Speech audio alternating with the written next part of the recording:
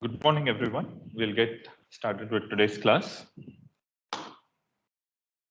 So till the last class, what we were looking at is basically the different single-ended, single-stage amplifier topologies. And if you look at the entire course, what we have covered so far is that we started off with the base of MOSFETs, a study of how MOSFETs operate, their small signal parameters, the small signal behavior, and also their large signal behavior. And then we looked at current mirrors and current sources because they are very fundamental. They are a fundamental class of circuits which are used very widely in order to bias different types of circuits. Then we looked at different types of single stage amplifiers, and those were the single ended versions of them. And I mentioned that these are quite important because they form the basis of what we'll be doing next, which is to start looking at op amps. Now, an op amp essentially is a differential amplifier. So a lot of concepts around differential amplifiers, differential signals, and so on, I am sure you already have come across in your early courses, and therefore I'll just quickly go over them for the sake of completeness, so that in case if there is anyone who is not very comfortable with those concepts, you'll be quite, you should get that clarity of those things. Okay. All right. So now let us, before we start looking at differential amplifiers, let us just have a review of what is called as the single-ended versus differential signals. Now, all of us are aware of what is a differential signal, what is a single-ended signal. Now, a single-ended signal is that when you say, okay, I have some signal like this, let's say Vn of t. Now, when you say Vn of t, it is always with respect to, let us say, a ground potential, let us say, which is somewhere here. This is your 0 volt. So when you say a signal is 5 volt at a particular instant of time, you're saying it is 5 volt with respect to ground, right? Now, ground is expected or anticipated to be a constant value, right? And so whether it's a DC value or an AC value at any given point of time, you say it is all with respect to time. So if you have a sinusoid, you write it as Vn of t is some, let's say, A times sine omega t. When we say A times sine omega t, it is with respect to the ground potential, which is 0. Now, the same thing if you look at a differential signal. So if you have, let's say, let me try to recreate the same shape. Now, the Vn of t, let me call it V in D of t, can be written as the difference between two signals. Let's call them V1 and V2 of t, right? So let's say V1 of t looks something like this. Let us say this goes from minus 0.1 volt to all the way, let us say it is going up to 1.3 volt. For example, I'm just giving some random numbers. Now, V1 and V2 of t will basically look something like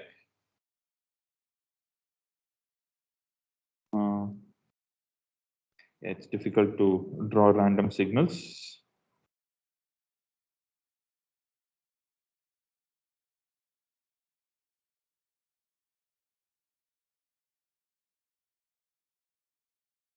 Okay, something like this. Okay, where V1 of t and V2 of t are equal in their magnitude and opposite in phase. Or rather, so for example, if this is the 0 volt line, it's basically going to be something like this. So it might go from minus 0.05 volt, or rather here it will be plus 0.05 volt. This will be minus 0.05 volt, and this will be 1.3 by 2, which is 1.65, and this is minus 1.65. Sorry, 0.65. All right.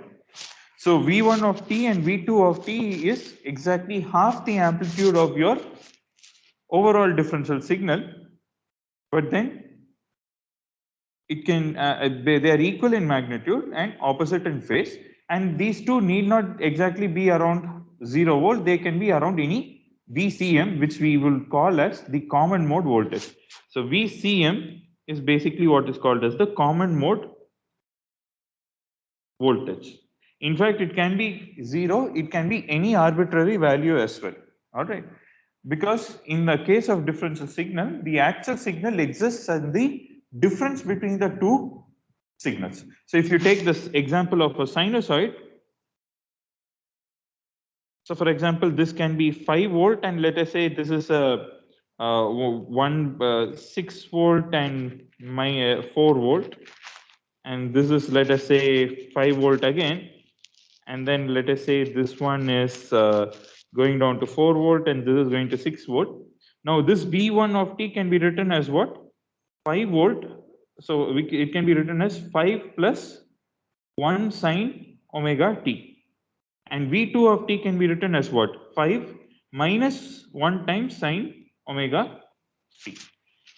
Now, if I just turn the plate around and I give you arbitrary signals V1 of t and V2 of t, I can write the differential signal Vd of t to be V1 of t minus V2 of t, and I can write what is called as the common mode signal to be what?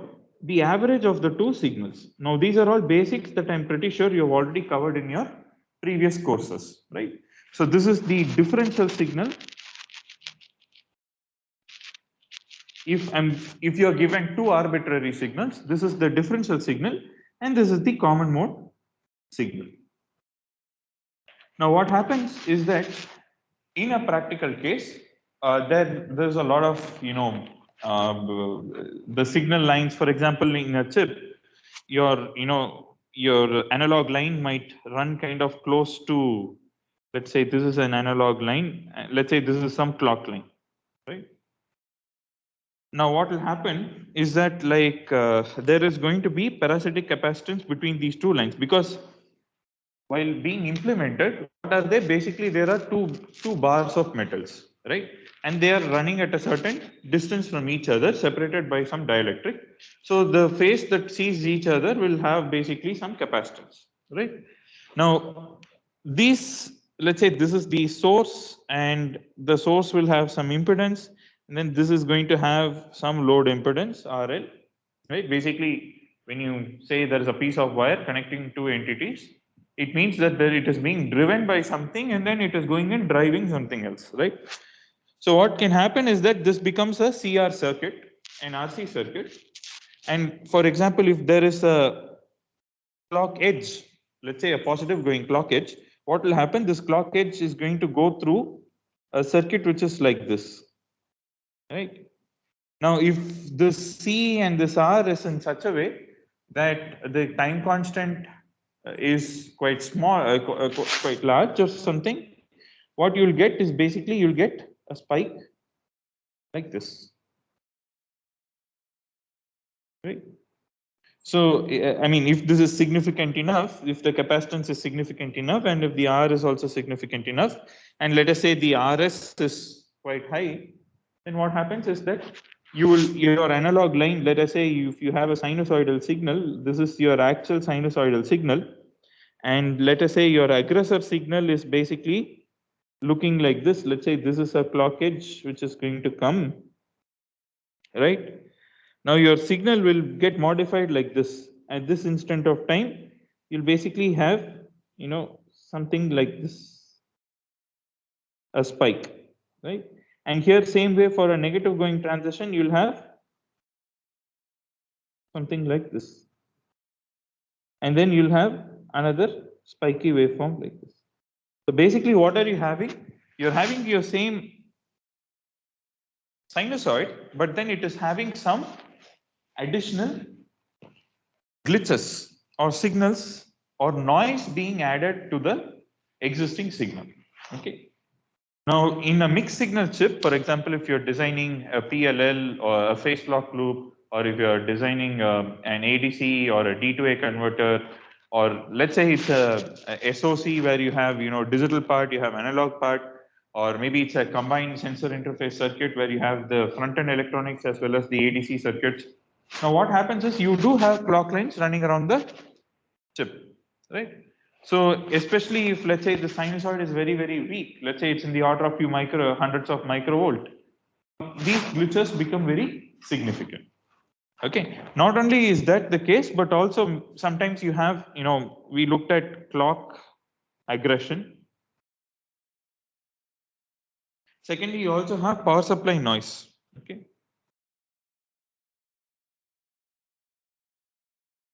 Now, for example, if you take a common source amplifier, something like this, let's say your input is like this.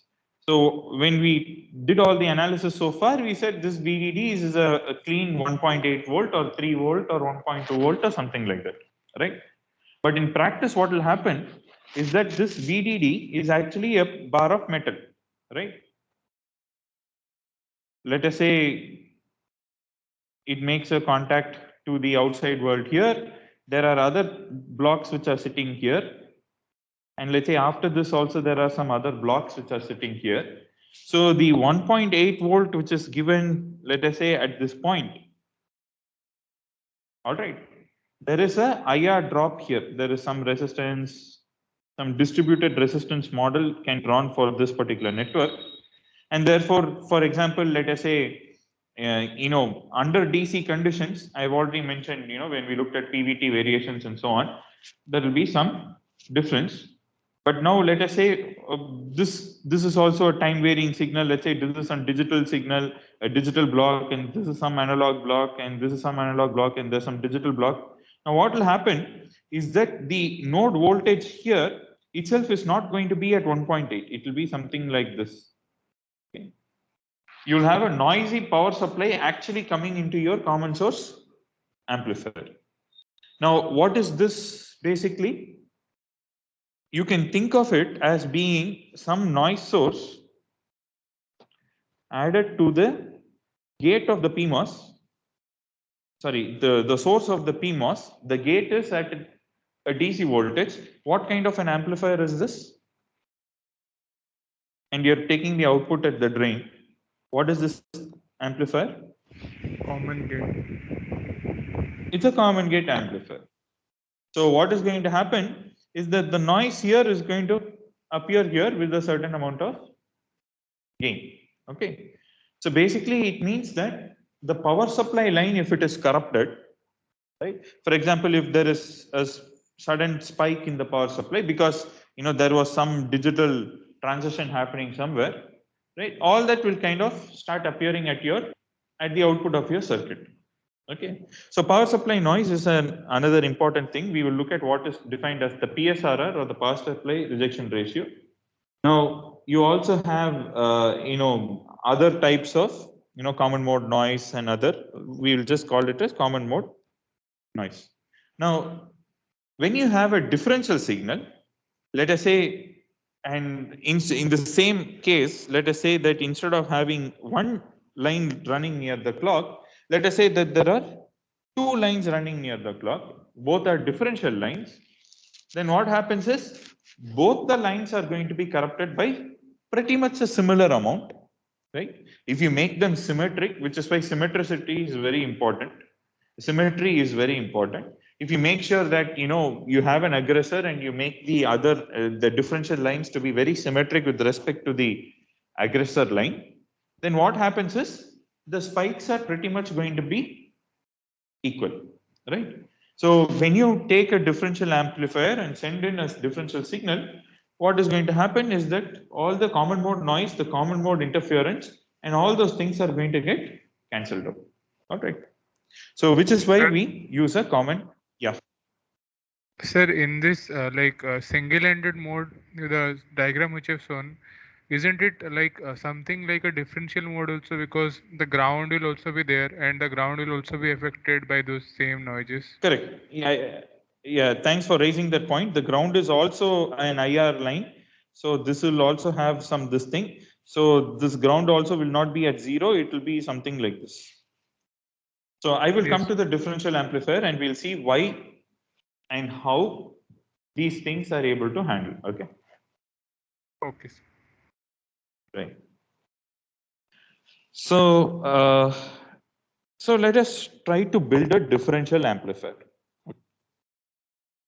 Now, all of us, I'm sure you would have come across differential amplifiers, but let's try to do that from first principles. So basically, since you have a Vp, the positive signal, and Vm, let's say the negative polarity signal, such that the Vd is given by Vp minus Vm. Let's say we build a common source amplifier like this. Okay. Now we have already seen that instead of RD, you can put a host of other things. You can put a PMOS, you can put an NMOS, you can put direct connected transistors. Whatever you want, you can put. You have to. We have already explored all those things. And then you say, okay, this is going to be my output. Now, because there's a 180-degree out of phase between the input and the output, this will become your Vout M, and this will become your Vout P, right? Now, this at a first look might look like a differential amplifier. But then there is one problem here. So what happens is, of course, all the common mode, let us say you have a signal here like this with some spikes, right? And here you have, the same, instead of time, I mean, you're having the same kind of spikes like this.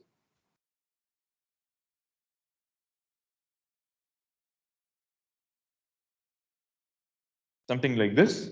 Now what will happen is they will cancel out each other. But this one really has a problem. So basically what will happen is the Vout M will also be an amplified version of this one. Vout M will be basically, let's say, the amplified version of this with the amplified version of the spikes, right? But then the Vout P is also going to look like what? Right? But here the case is that it has this one is going to be of the same polarity, right? So if you subtract these two signals, you'll basically get something like this, right? But there is one problem with this circuit. The problem is that if the input common mode voltage changes, what is the common mode voltage? Vp is now basically going to be some VCM plus some delta V, and Vm can be written as some VCM minus delta V. Now this input common mode voltage, if this drifts, right?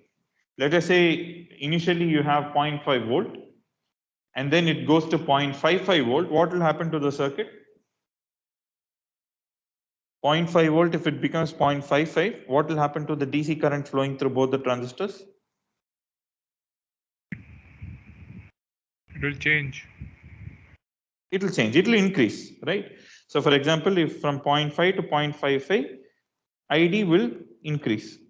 Now, if ID increases, ID RD product increases, which means your V out common mode, the common mode voltage or at the output will basically decrease, because the output common mode voltage is nothing but VDD minus ID times RD, right? So this can go into such an extent that as you keep increasing the input common mode voltage, the transistor can move out of your saturation region. And as the common mode voltage changes, the gain and everything is going to drastically change, which is not a very desirable thing. Or in other words, we can say that the performance of the circuit is heavily dependent on the input common mode voltage, which is a bad thing. Right? Now, how to get rid of that? How to eliminate that problem? Because we basically, we want because what we will be seeing eventually in IC design is that, let us say you'll have only one external source, okay? Right? Let's say this is RS. Maybe you'll put some DC blocking capacitor and bias it with some bias voltage. And the moment it enters the chip, for analog voltages, analog systems, you cannot put DC block capacitors, because you need to put capacitors in the order of microfarads, which is not possible to be realized using on chip. Okay, on a chip, you can probably realize around picofarads of capacitance. So what will happen is you are kind of, let's say this is stage 1, then this goes to stage 2, then let's say this is going to stage 3 and stage 4 and so on. The output common mode voltage of stage 1 becomes the input common mode voltage of stage 2. Same way, the output common mode voltage of stage 2 becomes the input common mode voltage of stage 3, right? So we all know, like for example, if you take the common common source amplifier like this voltage is not a well-defined voltage in this particular case, right? Because you only have a VDS here, and this VDS can change because of, because there's a channel length modulation effect, and therefore it's not a well-defined thing. It kind of, you have to calculate with all the other device parameters, right? On the other hand, the question that I gave to you in the quiz, that had a diode connected PMOS, and therefore that node voltage was a well-defined voltage. We could define saying the output DC voltage is, VDD minus VSG. Whereas even in this particular case, you can have a well-defined output common mode voltage, which is VDD minus IDRD.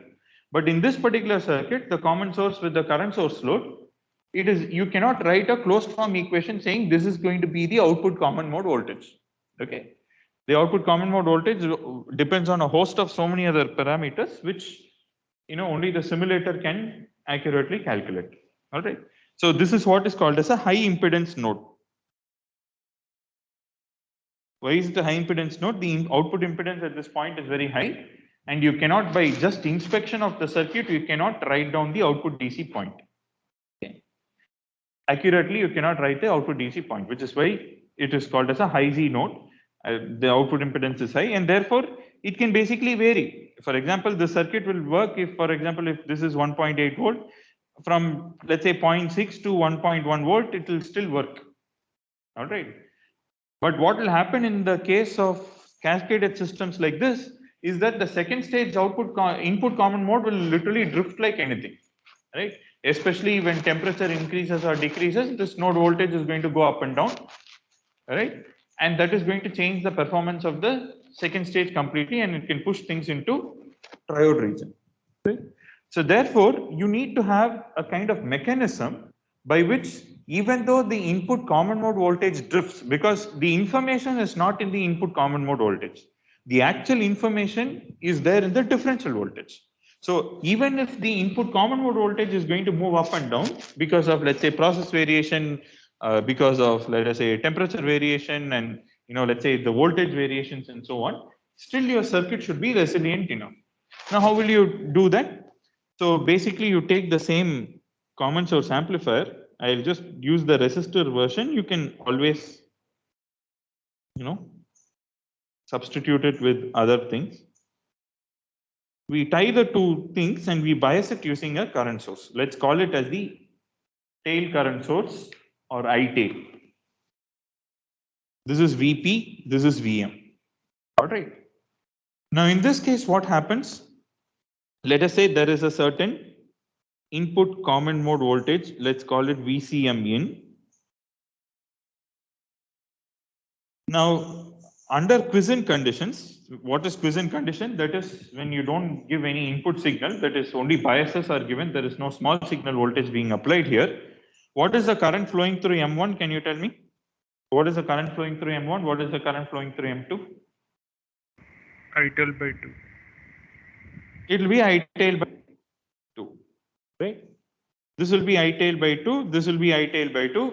It's a symmetric circuit. Symmetry is very, very important here. And therefore, the voltage here, the V out common mode, can be written as VDD minus I-tail divided by 2 times RD, right? Now, when a certain input common mode voltage is applied, this transistor M1 needs a certain amount of VGS in order to support the current tail by 2. Okay. So what will the circuit do? Basically, this V common mode inside will appear in such a way such that the transistor will take only the amount of common mode gate to source voltage that it needs, and the rest of the voltage, which is VCM in minus VGS, will appear across the tail current source. Okay, this you would also get out of your KVL expression. VCM in is nothing but VGS plus V tail, which is nothing but your voltage across your tail current source. All right. So for this will basically, of course, here then with this understanding, can you tell me what is VCM in min?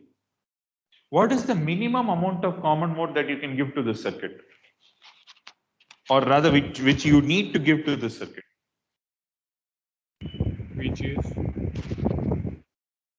VGS plus the current Plus required VD, for current source. VD set for the current. plus VD set, because this tail current source is going to be implemented as this thing.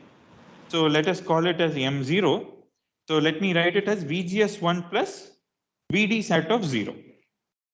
So the minimum input common mode voltage is going to be equal to the VGS that is required for this transistor to conduct I tail by 2 plus VD set of transistor 0. This is your minimum common mode voltage. All right. Now there's also a maximum common mode voltage which will be there, which is basically dictated by your what will be the VCM in max?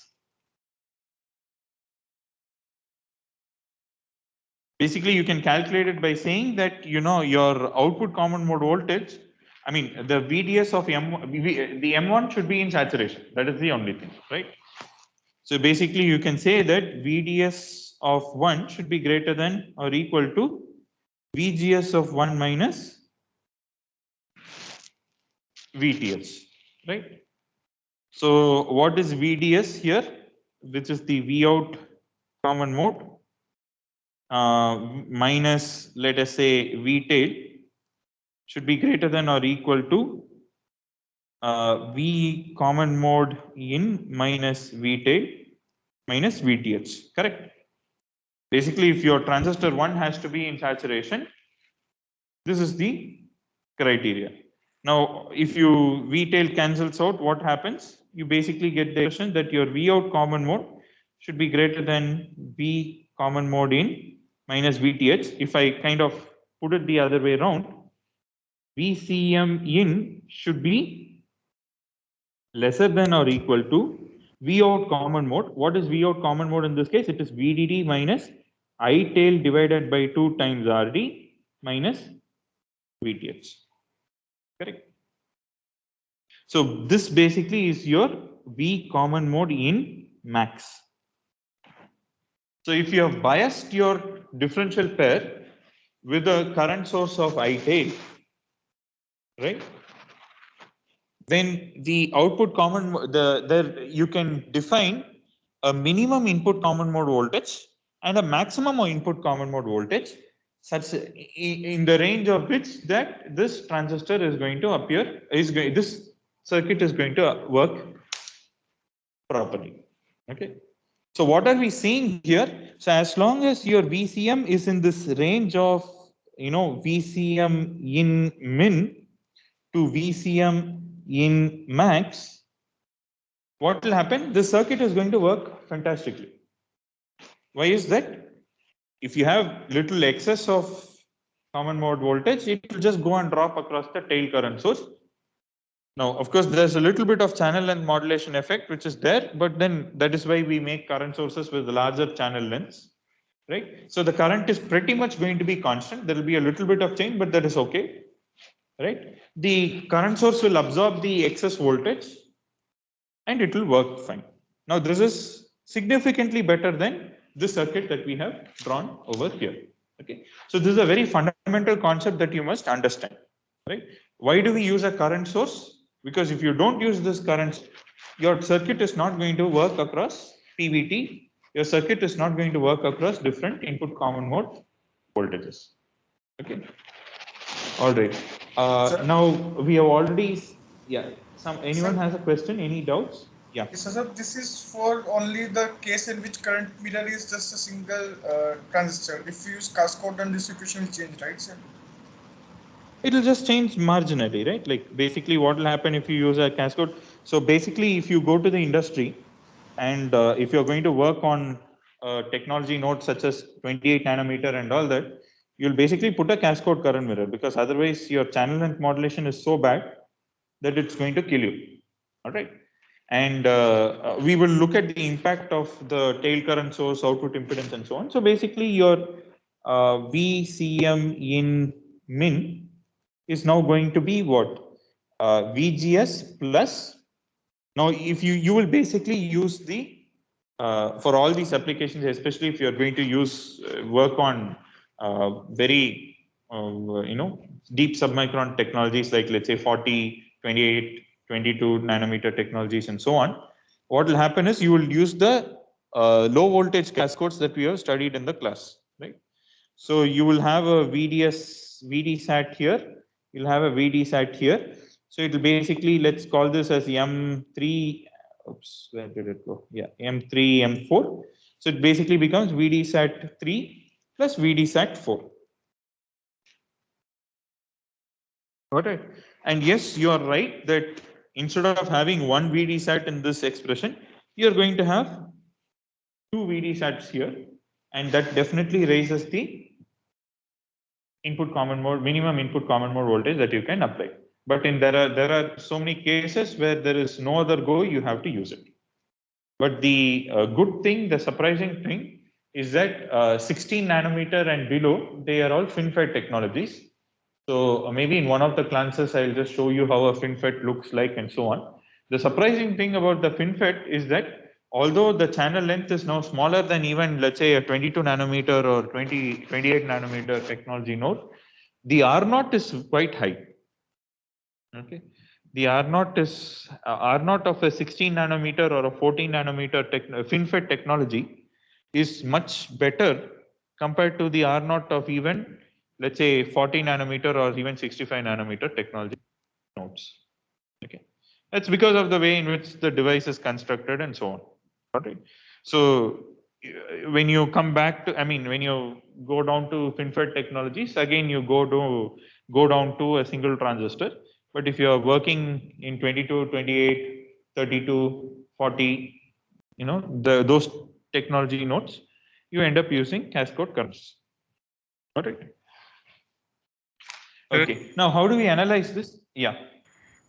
Sir, in this circuit, or the previous circuit, sir, the bias voltage, it's not exactly at VCM in. There is some differential, like some other voltage, negative or positive voltage being applied, which Correct. is like Correct. in like good magnitude, like it is in comparable magnitude with VCM in. So, if we want the ITIL by 2 to flow through both the circuits, then Okay. want the voltage across the current source change from both the sides, like the VCM in P minus VCM, like VGS1 will be different from VGS2, so Exactly. Yeah. it might bring some problem, right? A very good observation. I really appreciate that. That is what we are really going to look at it now. Okay. So far we looked at only, let's say, the DC bias point. What Ashish, was it Ashish? I think it was. Yes, sir. Yeah. So you are saying that when you are applying let's say, a differential signal. Okay. Now, let us assume right now that the delta V is not very large. Okay. So it is probably not very comparable to VCM, because if it is going to be, a small fraction of VCM, then you would basically violate even the principles of small signal assumptions, right? It's no longer a small signal thing. Then you basically go into nonlinearity. That part is going to be there. But let us say that you just have a small delta V for now. Let us assume what is going to happen. Now, here, when you have a small delta V coming in, assuming that VCM is such that it is greater than VCM min and lesser than VCM max, Now what will happen? This VC, you can basically write this. You can write the KVL loop. Where is this? So basically, you can write the KVL loop like this. Let us call this node P, right? So VCM plus delta V plus let's say this is equal to VGS of 1. Let's say this is M1, M2 plus VP. The same way you can write for transistor 2 VCM minus delta V, which is between this and ground, right, is equal to VGS2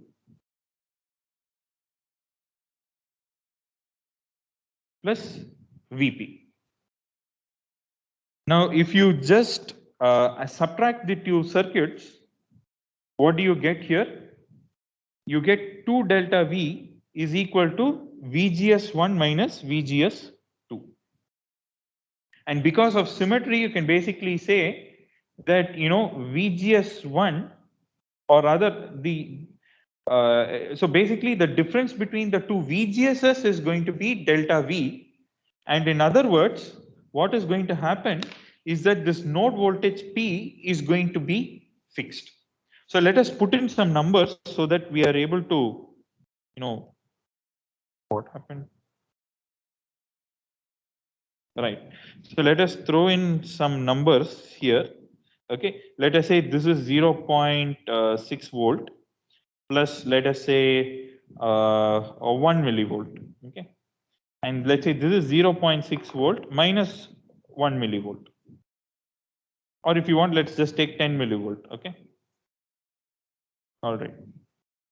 Now, what is going to what we are saying is that this is going to be 0.61, right? This is 0.61, and this is going to be what, 0.59.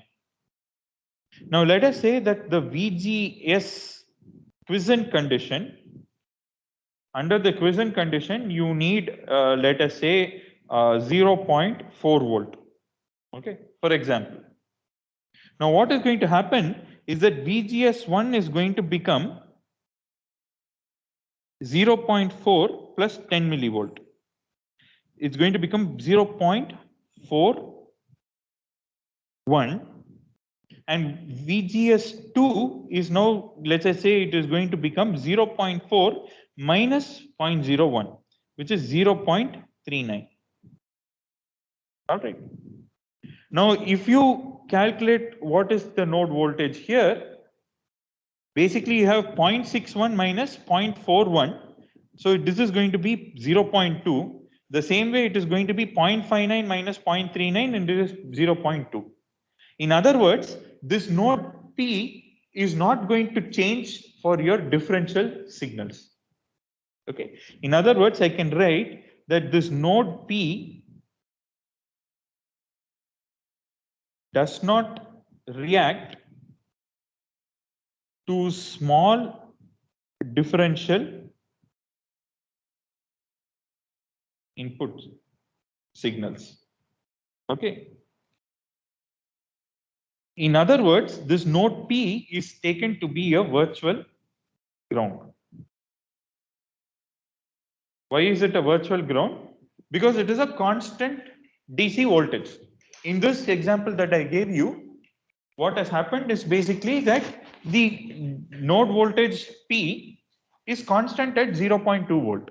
Okay. So you can basically take that to be an AC ground, or what we typically call it as a virtual ground. All right.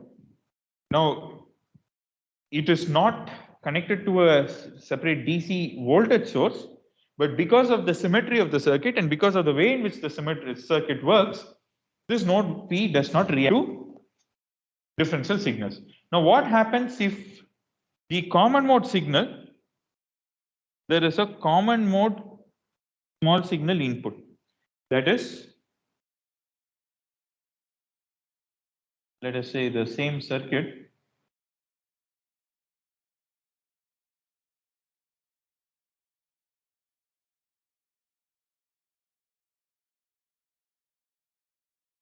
Let us say this is the capital VCM plus delta V given here, and this is capital VCM again plus delta V here. Now what will happen to node P? Can you tell me? And this will increase by delta V. Exactly. Now here Vp will increase by delta V. All right. So in other words, node P reacts only to common mode signals. Okay.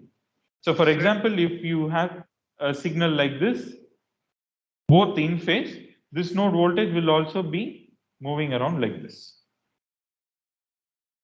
Sir, in the Alright. previous circuit, so like here, won't the like ID of both the transistors change because of the VGS? Yes, it will change. Yes, it will change. Yes, it will change. So let's come to that, right? So what will be the current ID1? ID1 can be written as, let's say, ID naught. Not clutter it too much. ID1 can be written as ID naught, which is nothing but I tail divided by 2. Since this is a small signal circuit, we can say it is going to be plus GM times delta V. All right. And what will be ID2 here? ID2 can be written as I tail divided by 2 minus GM times delta V. But what is going to be I tail here? It is going to be the same value, because on one side you have slightly higher current and the other side you have slightly lower current, but the current flowing through the tail current source is constant.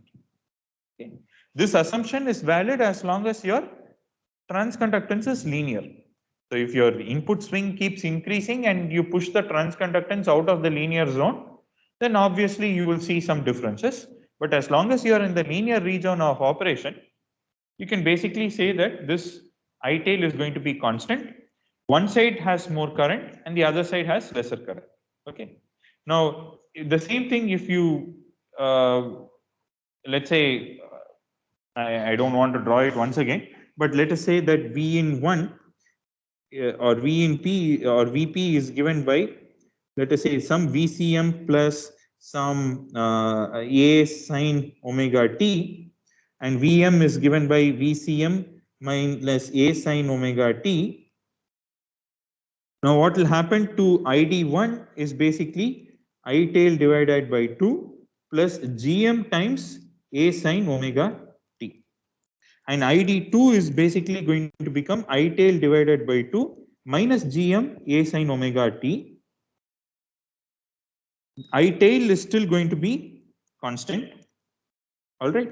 And therefore, V out, let's first now just call this as, let's call this as V out 1. And let's say this is V out 2. Therefore, what can you write V out 1 to be? V out 1 to be will be equal to VDD minus I tail divided by 2 times RD minus GM A sine omega t times RD. Similarly, you can write V out 2 to be what? VDD minus I tail divided by 2 times RD plus GM A sine omega t times RD. So if you take V out 2 minus V out 1, what do you get? You'll get 2 times GM A sine omega t times RD. Now, if you take Vp minus Vm, which is the input differential signal, what do you get? You get 2 times A sine omega t. Now, what is the differential gain? So, the differential gain can be written as V out 2 minus V out 1 divided by Vp minus Vm. What do you get here? You basically get Gm times RD, right? Now, what is this gain? Gm times RD, where did we see this? A common. It's a common source amplifier, right? Now, basically, here we kind of wrote the first principles equation so that we understand how these things are, right? And we wrote it and derived it. In other words, what you can do is for these heavily symmetric circuits,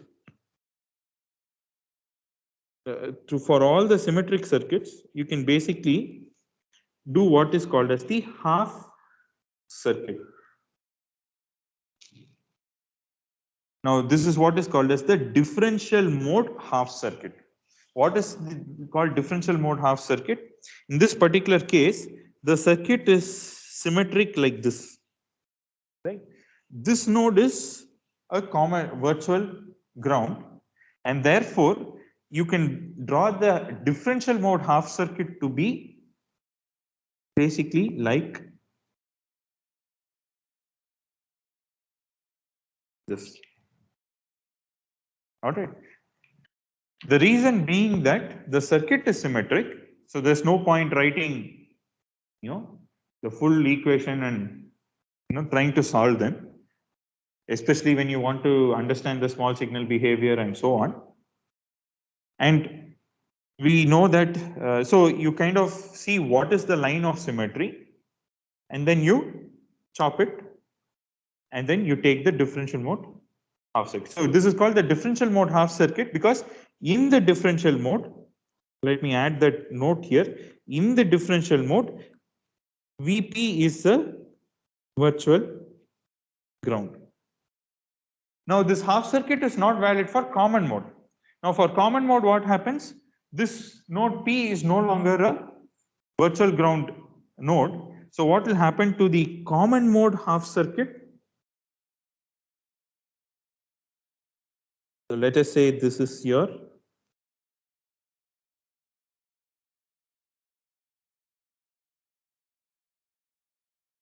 this one. Let us say in practical cases, there is going to be some R tail also, right? Because there is no ideal current source in the world.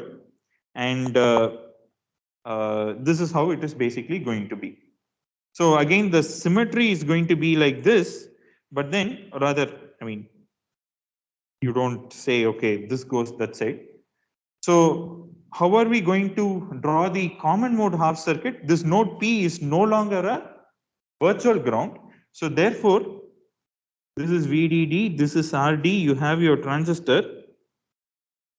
So if you, when you draw the small signal equivalent common mode half circuit, the current source is basically a ideal current source is out of the picture. This R tail can be drawn as what? You can make it symmetric by saying this is 2 times R tail here and 2 times R tail here. Correct. So what will your half circuit look like? Basically, it will look like 2 times R tail, and your output is taken like this. Now, can you tell me what is the common mode gain? Let us call it as ACM. What will be the common mode gain of this circuit? So first of all, what is this circuit? The circuit on the right hand side, what is the topology? Common source degenerate, source degeneration. Yeah. Basically, this is common source with source degeneration, right? So what is the gain of this circuit? It is going to be GM times RD divided by 1 plus GM into the resistance at the source, which is 2 times RT. So with minus this, sign, sir? Yeah, minus sign will be here, yes. So in that case, so here also, what is the differential mode gain? This is nothing but minus GM times RD. Okay. Now, all of you have come across the parameter called as the common mode rejection ratio, popularly called as CMRR. Basically, this is going to tell me that if my signal, because I am going to have some V1 and some V2, arbitrary V1 and V2, right? Now this, in one of the earlier slides, I'll just finish in a couple of minutes, so don't worry. In one of the earlier slides, I said, if you have arbitrary signals V1 and V2, you can decompose these two signals into a differential component as well as a common mode component. So when you have arbitrary input signals, you can take the differential signal, which is going to be multiplied by the differential gain, and the common mode signal multiplied by the common mode gain, because you're going to have small signal common mode signals also. Right? For example, all the spikes that we talked about, they are all going to be common mode signals. Right? So what can we do here? Basically, the differential mode gain. So V out differential mode is going to be ADM times VD, and V out common mode is going to be ACM times VCM. Okay. Now VD is nothing but V1 minus V2, and VCM is nothing but V1 plus V2 divided by 2. Now common mode rejection ratio CMRR is defined as the differential mode gain divided by the common mode gain. That is, in other words, when you have both differential signals and common mode signals coming to your differential amplifier, by how much is your differential mode signal amplified and by how much is your common mode signal amplified? Now there has to be certain differentiation between the two gains. There has to be some difference between these two gains. Now, how well is your circuit able to differentiate between differential signals and common mode signals is given by this ratio CMRR. Now, what is CMRR here? You have minus GM times RD divided by minus GM times RD divided by 1 plus 2 times GM RT. Now, what is your CMRR? It is going to be 1 plus 2 times GM RT. In other words, if you have a differential circuit like this, the R tail is going to directly impact your CMRR. So typically, of course, we all want to have a good common mode rejection ratio. And in order to have a good common mode rejection ratio, what you need to have is to have a higher tail resistance, or you need to have a higher output impedance for your current source, right? Which is why when we talked about somebody asked the question, what happens if you use a cascode? And I was telling, when you go to 28, 22 and all, you have to use a cascode. Why do you need to use a cascode? Because otherwise your output impedance is very pathetic and your CMRR also becomes quite pathetic, right? So you have to use cascodes in order to boost up your CMRR, because although it looks like a very innocent current source, the output impedance of the current source is basically directly impacting your CMRR of your differential circuit. Okay. So with this, I'll conclude the class. Are there any questions, any doubts?